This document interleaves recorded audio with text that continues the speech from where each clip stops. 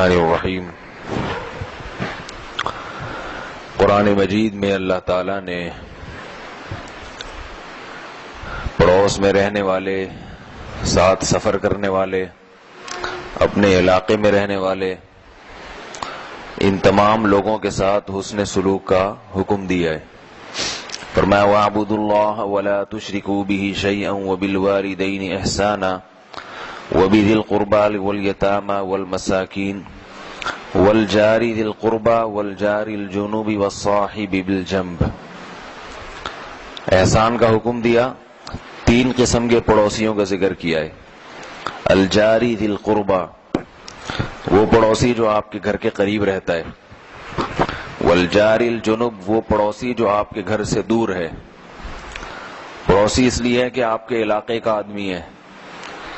والصاحب بالجنب، اور وہ دوست، وہ ساتھی جو آپ کے پہلو میں رہتا ہے۔ پہلو کا مطلب ہم سبق ہے، اکٹھے پڑھتے ہیں، دفتر میں اکٹھے ملازمت کرتے ہیں، بیٹھتے ہیں، یا کہیں آپ سفر میں ہیں، بس میں، آپ کے پہلو میں آ کے آپ کی سیٹ پہ آپ کے ساتھ جو شخص بیٹھا ہوا ہے، جہاز میں سفر کر رہے ہیں تو آپ کے ساتھ جو بیٹھا ہوا ہے، تو کوئی بھی جو آپ کے کسی بھی لحاظ سے کسی بھی درجے میں ساتھ رہنے والا، چاہے کچھ وقت کے لیے کیوں نہ ہو، تو اللہ نے اس کے ساتھ احسان کا حکم دیا۔ جس سے جتنا تعلق ہے اس کے ساتھ اتنا ہی احسان، زیادہ ثواب ہے۔ یہ بھی آج کل ہمارے معاشرے سے، ہماری زندگی سے یہ چیز بھی نکلتی جا رہی ہے۔ احسان تو کیا کرتے، تکلیف پہنچاتے ہیں۔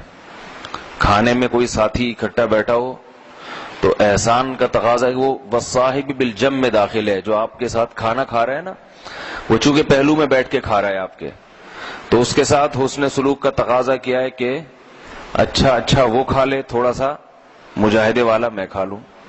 گوشت کی ایک بوٹی رکھی ہوئی ہے تو یہ وہ کھا لے، میں تھوڑا کم کھا لوں۔ اور انصاف کیا ہے، آدھا آدھا کھا لے، آدھی بوٹی میں آدھی وہ، تو نہ ظلم کیا نہ احسان کیا۔ لیکن معاملہ ہوتا ہے الٹا، یہ میں کھا لوں، اس کو صرف شوربہ ملے۔ تو آج کل یہ والا حساب ہو رہا ہے۔ تو اللہ تعالیٰ نے حکم دیا پڑوسی کے ساتھ اچھے سلوک کا۔ حدیثوں میں اس کی بہت تفصیل ہے۔ آپ صلی اللہ علیہ وسلم اپنے یہودی پڑوسی کو ہدیہ بھیجا کرتے تھے۔ حضرت عائشہ رضی اللہ عنہا نے رسول اللہ صلی اللہ علیہ وسلم سے پوچھا کہ یا رسول اللہ، میرے دو پڑوسی ہیں، دو گھر ہیں میرے قریب، تو میں کس کو ہدیہ دوں؟ آپ نے فرمایا کہ جو جس کا دروازہ تمہارے گھر کے زیادہ قریب ہے۔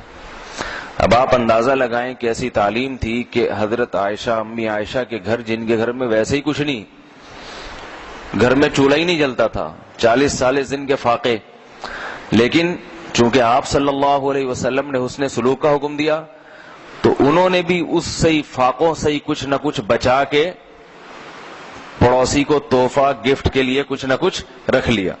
اور پوچھ رہی ہیں کہ اتنا نہیں ہے کہ دونوں کو دے دوں، دونوں میں سے ایک کو دینا ہے تو آپ بتائیں۔ تو آپ نے فرمایا جو زیادہ قریب ہے اس کو دے دو۔ تو اس سے پتہ چلتا ہے کہ پڑوسی کے ساتھ حسن سلوک کے لیے دولت ہونا ضروری نہیں ہے، جذبہ ہونا ضروری ہے۔ آج کل میں دیکھتا ہوں لوگ افطاریاں ایک دوسرے کے گھروں میں بھجوا رہے ہوتے ہیں، تو یہ خوشی ہوتی ہے کہ تھوڑا سا یہ جذبہ ایک دوسرے کے خیال کرنے کا۔ افطاری تو سب گھر میں پکتی ہے، لیکن کسی کے ہاں تحفہ بھیجنے سے یہ ہوتا ہے کہ تھوڑا اس کو احساس ہو جاتا ہے کہ اس نے خیال کیا۔ تو یہ بھی اسی میں داخل ہے، ہدیے میں کسی کے ہاں افطاری بھیج دینا یا کوئی چیز بھیج دینا۔ حضرت ابو ہریرہ رضی اللہ عنہ سے روایت ہے کہ رسول اللہ صلی اللہ علیہ وسلم نے فرمایا کہ اے ابو ہریرہ، جب تم سالن بناؤ تو اس میں شوربہ زیادہ کرو، اور وتعاہد جیرانک، پھر اس میں اپنے پڑوسی کا بھی خیال کرو۔ شوربہ زیادہ کر دو تو تھوڑا سا پڑوسی کے پاس بھی بھیج دو۔ وہ غربت کا زمانہ تھا، کیونکہ پڑوسی کے پاس شوربہ بھی نہیں تھا۔ تو اس حدیث پر عمل کرنے کا آج یہ طریقہ نہیں ہے کہ آپ سالن پکائیں تو اس میں 2 بالٹیاں پانی ملا کے پڑوسی کو بھیج دیں، وہ کھائے گا ہی نہیں، بولے گا یہ پتلا شوربہ نہیں کھانا میں نے، کیونکہ اللہ نے اتنا پیسہ ہر ایک کو دیا ہے کہ کھانا ہر گھر میں بن جاتا ہے۔ تو مقصد صرف یہ ہے کہ تھوڑا ہدایہ کا، تحفے تحائف کا لین دین رکھو اپنے پڑوسیوں کے ساتھ۔ تو اور یہ تو وہ پڑوسی ہے جو ساتھ رہتا ہے، جو آپ کے دائیں بائیں رہنے والے لوگ ہیں، اور علاقے کے لوگوں کا بھی قرآن نے حکم دیا، والجار الجنوب، دور رہتا ہے مگر آپ کے علاقے کا آدمی ہے، کہیں کسی دوسرے شہر میں مل جاتے ہیں یا کہیں ملاقات ہوتی ہے تو کہتے ہیں نا بھائی اپنے علاقے کا بندہ ہے، تو اس سے تھوڑا اچھے طریقے سے مل لے انسان، تھوڑا سا خیال کر لے بھائی ہمارے علاقے کا آدمی ہے۔ انسان کی فطرت بھی یہی ہے، بعض لوگ منہ پھیر لیتے ہیں، پہچاننے سے انکار کر دیتے ہیں تاکہ کہیں ایسا نہ ہو کہ پیسے نہ مانگ لے کہیں، ٹھیک ہے نا، علاقے کا آدمی دیکھ کے پیسے مانگ لے گا، تو اچھے سلوک کا حکم دیا۔ ہمارے ایک استاذ ہیں، انہوں نے بڑا دلچسپ واقعہ سنایا ایک عربی کا، فرماتے ہیں کہ سعودی عرب میں ایک عربی تھے جو انہوں نے واقعہ سنایا ان کو، پھر انہوں نے ہمیں سنایا۔ وہ کہتے ہیں کہ میں ہوائی جہاز میں سفر کر رہا تھا، امریکہ سے سعودی عرب آنا تھا انہوں نے، تو میرے قریب میں یہ ماشاءاللہ باشرہ عربی، ان کی بڑی داڑھی، کہتے ہیں میرے ساتھ جو سیٹ تھی وہ انگریز کی تھی، گورے کی تھی۔ جب میں نے دیکھا کہ جہاز ہم رن وے پر تھا، ہم بیٹھے ہوئے تھے، تو وہ گورا مجھ سے داڑھی دیکھ کر نا تھوڑا سا نفرت کر رہا تھا، اس کا خیال تھا یہ دہشت گرد ہے، کہیں بھی پھٹ سکتا ہے، ہائی جیک بھی کر سکتا ہے، جو ایک دماغوں میں تصور ڈالا ہے نا داڑھی والوں کا، تھوڑا اسلام سے ویسے بھی نفرت ہے ان کو، تو ایسے کترا رہا ہے، تھوڑا سا منہ ادھر کر کے بات بھی نہیں کر رہا۔ تو کہتے ہیں کہ میں نے جب بھی وہ ایئر ہوسٹس کوئی چیز لینے کے لیے آتی، کچھ کوئی دینے کے لیے آتی، کوئی کولڈ ڈرنک یا کوئی کھانا، تو وہ ٹیبل ہوتی ہے نا ہیش ٹیبل، وہ اپنے قریب نکالتا، تو میں اس کی ٹیبل بھی میں نے سیٹ کر دی، بھائی ان کو بھی دے دیں۔ کوئی بھی چیز کھاتا اس سے بھی پوچھتا کہ آپ کے لیے میں نکال دوں، یہ چاول نکال دوں آپ کے لیے، جیسے ہوتا ہے نا کہ یہ پانی آپ کو جگ سے پانی میں نکال دوں، یہ چائے میں آپ کو، تو وہ دیکھ رہا ہے کہ میں اس کو لفٹ نہیں کرا رہا اور یہ بات بات پہ مجھے پوچھ رہا ہے۔ کہہ رہے ہیں تھوڑی دیر گزری، وہ انگریز مانوس ہو گیا، اس نے پوچھا کہ بھائی میں تو تم سے نفرت کرتا ہوں، تمہاری طرف دیکھ نہیں رہا، اور تم میرا اتنا اکرام کیوں کر رہے ہو، ہر بات پہ مجھے پوچھ رہے ہو، یہ تو نہیں کھائیں گے آپ، خیریت سے ہیں وغیرہ وغیرہ۔ کہتے ہیں پھر عربی کہتے ہیں میں نے اس کو حدیث سنائی کہ آپ صلی اللہ علیہ وسلم نے فرمایا من کان یؤمن باللہ والیوم الآخر فلیکرم جارہ، جو شخص اللہ پر اور آخرت کے دن پر ایمان رکھتا ہے اسے چاہیے کہ اپنے ساتھی کے ساتھ اچھا اکرام کرے، اپنے ساتھی کے ساتھ اچھا سلوک کرے، اپنے ساتھی کا اکرام کرے۔ تو وہ حیران ہوا، اور یہ یاد رکھیں آپ صلی اللہ علیہ وسلم نے اپنے یہودی پڑوسی سے بھی اچھا سلوک کیا ہے، تو یہ حدیث جو ہے صرف مسلمانوں کے بارے میں نہیں ہے، کوئی بھی آپ کے ساتھ سفر کرتا ہے یا اٹھتا بیٹھتا ہے اس کے ساتھ اکرام کا حکم ہے۔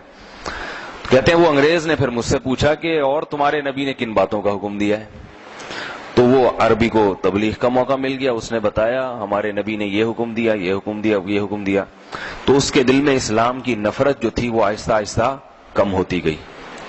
اس نے کہا کہ یہ تو بہت اچھی باتیں ہیں جن کا حکم دیا جا رہا ہے، صرف حکم نہیں بلکہ اس پر عمل بھی کیا جا رہا ہے۔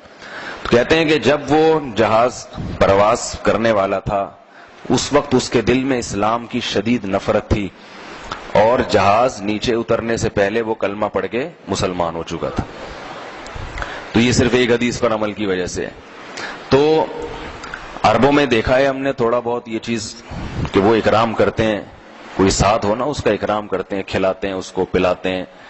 ہم نے ایک ہمارے دوست تھے عربی تھے، وہ کبھی بھی گھر کے لیے کوئی فروٹ لے کر آ رہے ہوتے ہیں نا، تو ان کو راستے میں کوئی جاننے والا ملتا تو کچھ نہ کچھ 3-4 سیب نکال کے اس میں سے اس کو دے دیتے تھے، لیکن کہ یہ اپنا دوست ہے، اس کو ہم حیران ہوتے، بولتے بھائی نہیں، وہ کہہ رہے نہیں یہ لو۔